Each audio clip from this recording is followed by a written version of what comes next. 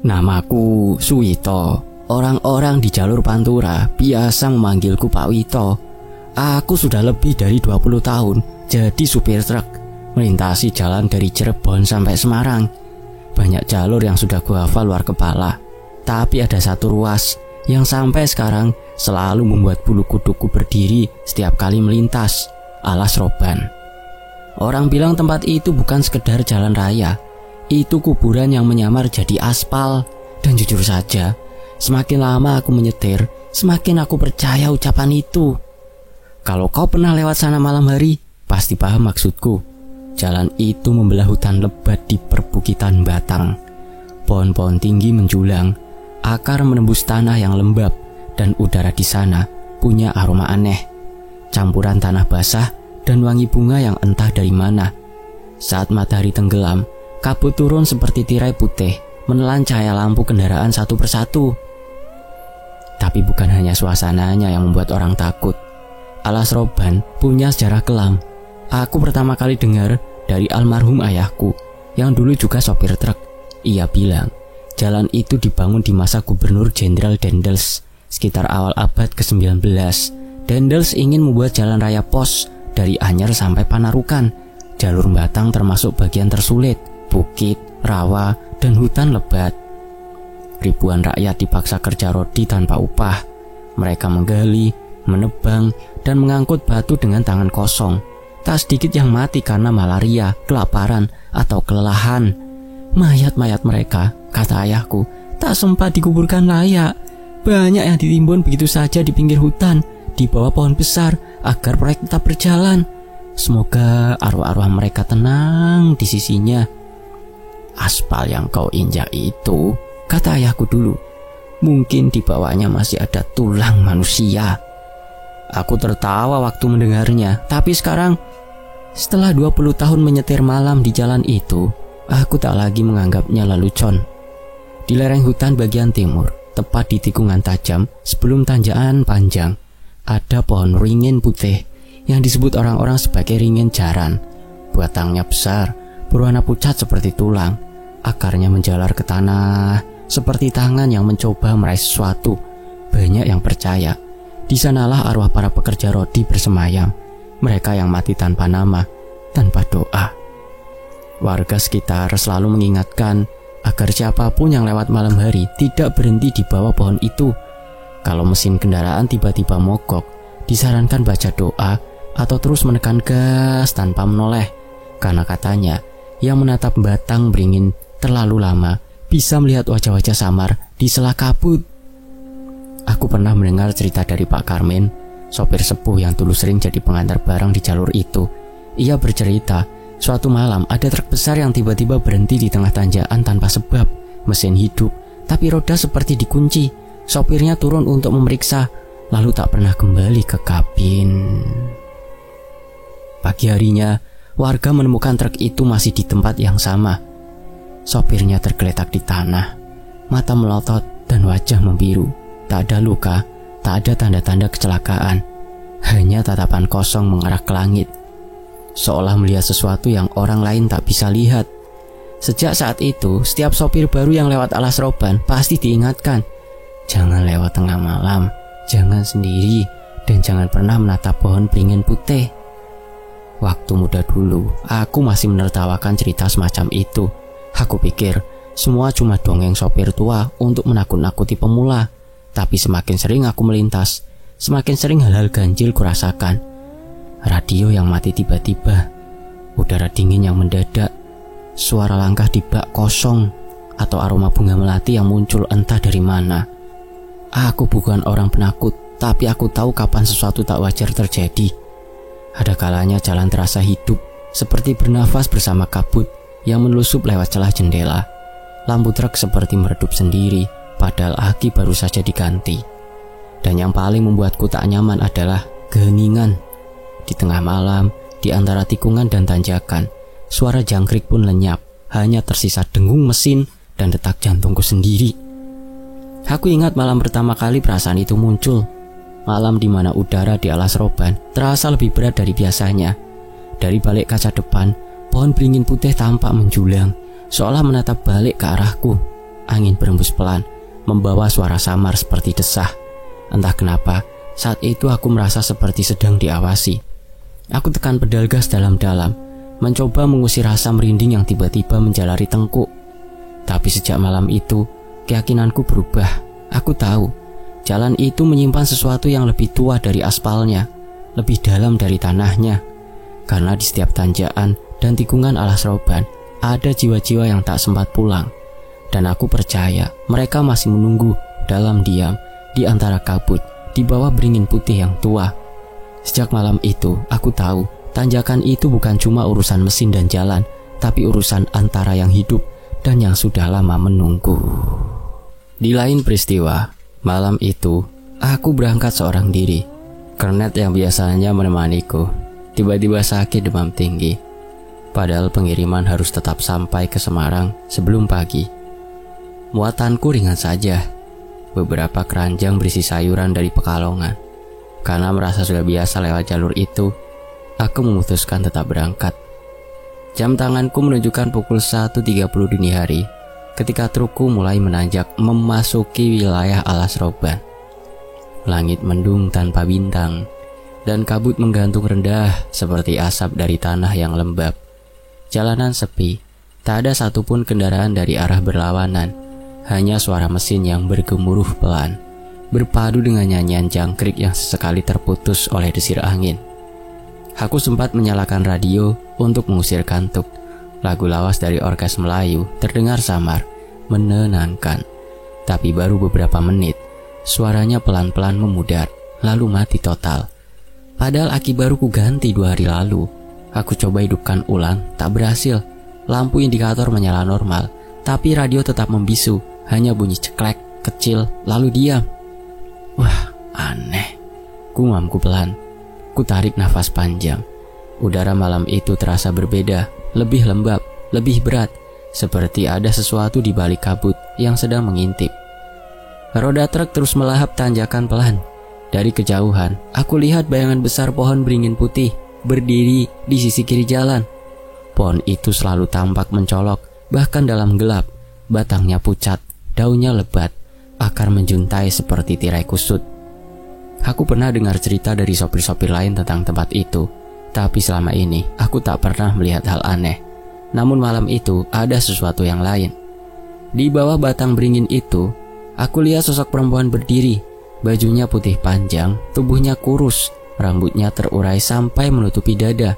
Ia menunduk sedikit, lalu perlahan mendongak menatap ke arah trukku. Wajahnya pucat pasi, nyaris tak memiliki warna. Aku spontan menekan pedal gas, lampu depan menyorot tubuhnya. Tapi aneh, cahayanya menembus begitu saja, seperti mengenai kabut. Dalam sekejap aku kehilangan fokus, namun segera aku tepis perasaan itu. Aku berpikir, mungkin cuma bayangan dari uap kabut, atau mataku saja yang lelah. Aku menarik nafas panjang, menegakkan duduk, lalu menatap kembali ke depan. Tak ada siapa-siapa di jalan. Lega sedikit, aku mencoba menenangkan diri sambil menatap ke kaca spion kanan, dan di sanalah aku melihat sesuatu yang membuat darahku berhenti mengalir. Sosok yang tadi kulihat kini berdiri di sisi jalan, tepat di belakang trukku. Ia diam saja, tapi wajahnya kini menghadap lurus ke arahku, tak bergerak, tak berkedip. Aku langsung menoleh cepat ke depan, berpura-pura tak melihat. Mungkin cuma bayangan lampu belakang, pikirku, berusaha menalar, tapi tengkukku mulai terasa dingin. Aku pegang setir lebih erat, roda bergetar halus, menapak aspal yang menanjak. Kabut makin tebal, seperti tirai kelabu yang menelan jalan. Dalam kesunyian itu, tiba-tiba terdengar bunyi ketukan pelan dari arah belakang truk. Dok, dok, dok, dok. Aku menoleh sedikit, menajamkan pendengaran. Ketukan itu terdengar lagi, lebih jelas, 3 kali, berirama pelan, seolah seseorang memukul bak truk dengan ujung jarinya. Aku berhenti bernafas beberapa detik.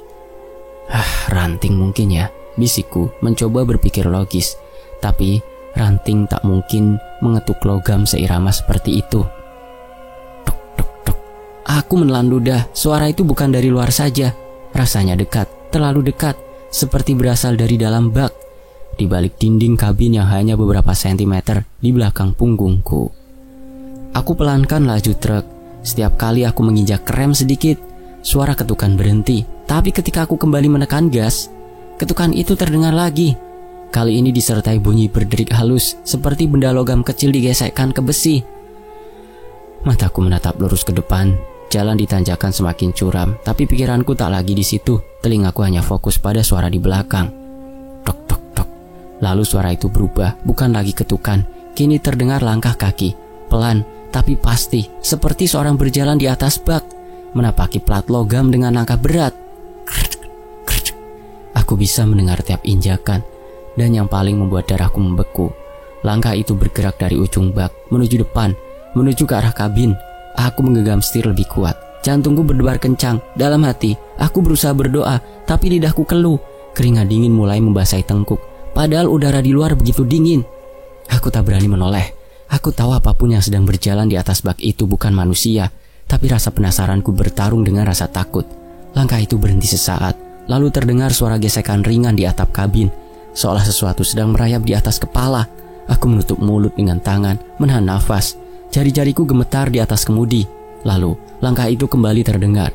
Kali ini jauh lebih dekat, tepat di belakang tempat dudukku. 1 langkah, 2 langkah, 3 langkah. Suara itu berhenti di sana, sunyi, hening sekali, sampai aku bisa mendengar detak jantungku sendiri. Aku memejamkan mata, berusaha keras menolak keinginan untuk menoleh, tapi telingaku masih menangkap satu hal terakhir. Bunyi nafas pelan, seperti seorang sedang berdiri di balik pintu kabin. Aku tak berani menoleh ke belakang, tapi langkah itu makin dekat ke pintu kabin. Sementara itu, suara mesin truk meraung pelan menembus kabut. Suwito berusaha menjaga ritme nafasnya agar tetap tenang. Dadanya masih bergemuruh sejak suara ketukan itu terdengar dari bak belakang. Ia menarik nafas panjang, menyalakan rokok, berharap asapnya bisa menenangkan hati yang mulai dikuasai rasa takut. Mungkin cuma ranting jatuh, gumamnya, meski dalam hati ia tahu suara itu terdengar terlalu hidup. Asap rokok menari-nari di udara kabin yang mulai terasa dingin. Ia menatap kaca spion di sisi kanan, dan matanya menangkap sesuatu. Samar-samar, di balik kabut dan pantulan lampu, tampak bayangan seseorang duduk di ujung bak belakang. Tidak jelas rupa, hanya siluet seperti orang membungkuk, memeluk lututnya. Suwito sontak tersentak, rokok hampir terjatuh dari bibir. "Ya Allah," katanya pelan, mencoba menenangkan diri. Ia menepi perlahan ke bahu jalan, mematikan mesin, lalu mengambil senter dari dashboard. Jalanan di tanjakan itu sepi, hanya ada suara serangga malam dan desir angin yang menggesek dedaunan beringin besar di kejauhan. Lampu senter bergetar di tangannya. Dengan langkah hati-hati, ia turun dari kabin dan berjalan ke belakang truk. Bak truk kosong, tak ada siapapun di sana. Hanya bayangan dirinya sendiri yang terpantul samar di sisi logam truk yang dingin. Namun sesuatu membuatnya terpaku. Tanah merah di bawah bak, tepat di tengah jalan, tampak basah seperti baru terinjak. Ada bekas telapak kaki, kecil, tanpa alas, dan berderet menjauh ke arah pohon beringin. Suwito menelan ludah, tenggorokannya kering. Mungkin ada orang lewat, katanya pada diri sendiri, meski pikirannya menolak penjelasan itu. Di jam segini, di tanjakan alas roban yang angker, siapa yang akan berjalan kaki tanpa alas? Ia cepat-cepat naik kembali ke kabin. Begitu pintu tertutup, hidungnya langsung disergap bau yang tajam, bunga melati, wangi yang lembut tapi menusuk, wangi yang tidak seharusnya ada di truk pengangkut muatan. Ia menatap sekitar, membuka dashboard, bahkan memeriksa jok penumpang. Tak ada apapun, tapi wanginya justru semakin kuat, seolah muncul dari udara itu sendiri. Suwito menatap kaca depan, lampu truknya menembus kabut tipis, lalu hatinya seakan berhenti berdetak. Di depan sana, sekitar 10 meter, di ujung sorotan lampu, berdiri sosok putih, tidak melayang, tidak kabur, tegak, diam, dengan kepala sedikit menunduk, rambut panjang terurai menutupi sebagian wajah. Kain putih yang dikenakannya tampak kusut, seperti basah oleh tanah. Suwito spontan menginjak rem. Ban menggesek jalan berbatu. Suara decit memecah sunyi. Ia menunduk. Kedua tangannya menggenggam kemudi erat. Tubuhnya bergetar, bibirnya bergetar membaca doa, tapi suaranya tercekat. Allahu la ilaha. Beberapa detik kemudian, ia memberanikan diri mengangkat kepala. Jalanan kosong, sosok itu sudah hilang. Tapi mesin truknya tiba-tiba mati. Padahal ia tidak menyentuh kunci kontak. Semua lampu ikut padam. Hanya tersisa remang senter kecil yang masih tergantung di dashboard. Udara mendadak berubah. Kabin truk yang tadi lembab kini terasa seperti ruangan es. Nafas Suwito keluar dalam hembusan putih, seolah ia berada di puncak gunung. Ia menggigil, memeluk tubuhnya sendiri. Tiba-tiba dari arah belakang kabin terdengar suara halus seperti seseorang berjalan di atas kerikil.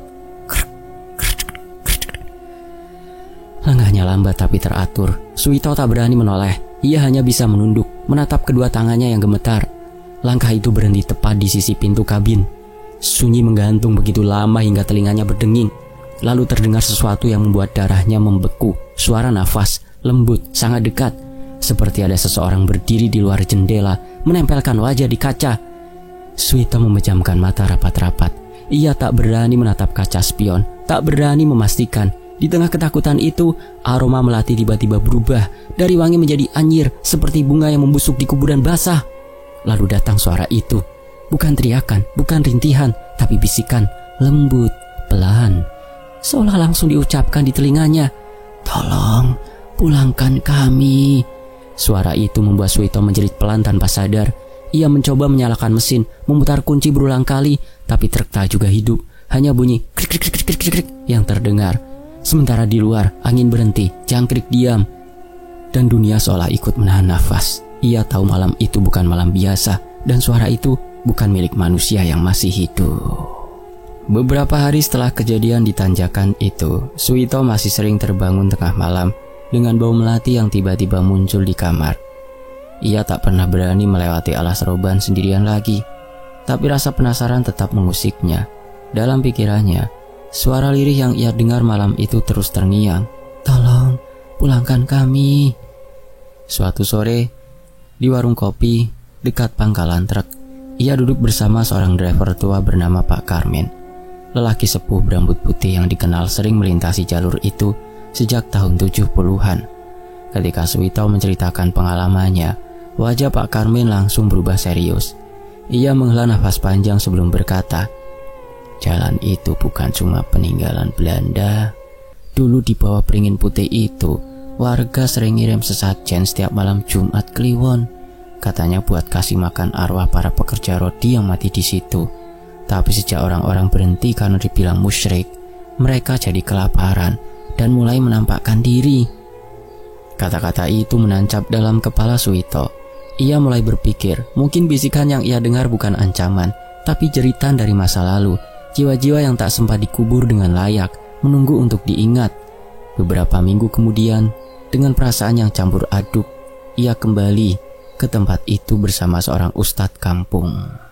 Kampung yang dekat dengan alas roban yang ada beringinya itu. Mereka membawa bunga 7 rupa, air doa dan niat tulus untuk mengirimkan doa, tahlilan. Ketika doa mulai dilantunkan, angin mendadak bertiup kencang, daun-daun beringin bergetar, mengeluarkan suara lirih seperti bisikan. Suwito menunduk, menaburkan bunga di bawah batang pohon besar itu. Udara terasa hangat seketika.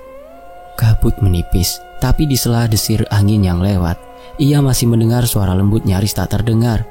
"Kami sudah lama menunggu." Tahun-tahun berlalu, rambut Suwito mulai memutih, tapi roda truknya tak pernah berhenti berputar. Jalur Pantura, terutama tanjakan alas roban, tetap jadi lintasan hidupnya. Kini setiap kali berangkat, di kabin truknya selalu ada 2 benda kecil yang tak pernah ia lupakan. Sebotol air doa dan sebungkus kecil bunga melati kering. "Bukan buat syirik," katanya. Setiap kali ada sopir muda yang bertanya, "Cuma buat ngelingke, biar inget. Kita ini cuma numpang lewat di jalan yang dibangun sama darah dan air mata orang dulu. Ya sama kirim-kirim Fatihah dulu lah sama yang buat jalan ini." Sejak malam tahlil di bawah Beringin Putih itu, Suwito tak pernah lagi melihat sosok wanita berbaju putih. Tapi setiap kali melewat tanjakan itu, ia selalu merasakan udara yang berbeda, tenang tapi berat. Seolah ada sesuatu yang mengawasinya, bukan dengan kebencian, melainkan dengan rasa lega yang panjang. Dan tak lupa Pak Suwito selalu mengirimkan hadiah Al-Fatihah untuk mereka. Para sopir muda kini sering menyebutnya Pak Suwito, sopir yang disapa arwah rodi. Mereka suka menirukan kisahnya di warung, kadang sambil tertawa, kadang dengan wajah serius. Tapi bagi Suwito, cerita itu bukan untuk menakut-nakuti, melainkan pengingat bahwa jalan bukan sekedar aspal dan batu. Di bawahnya ada kisah panjang yang sangat menyedihkan dari masa lalu yang belum sepenuhnya diam. "Jalan ini," katanya suatu malam sambil menatap kabut tipis yang turun di depan truknya, "tidak pernah benar-benar sepi. Kadang kadang yang lewat bukan cuma kita. Ia menghela nafas lalu melanjutkan. Di tanjakan itu, waktu tidak jalan lurus. Ada masa lalu yang belum selesai. Dan kadang yang mati pun masih menunggu untuk diajak pulang. Diantar, supaya tenang pulang ke alam seharusnya. Angin malam berembus pelan, membawa wangi samar melati. Di kejauhan suara mesin truk lain bergema. Tapi bagi Suwito, jalan itu akan selalu hidup. Bukan karena aspalnya, melainkan karena arwah yang masih setia menjaga di balik kabut alas roban. Selesai. Semoga terhibur. Tony FS pamit dulu. Sampai jumpa di kisah misteri berikutnya. Wassalamualaikum. Terima kasih.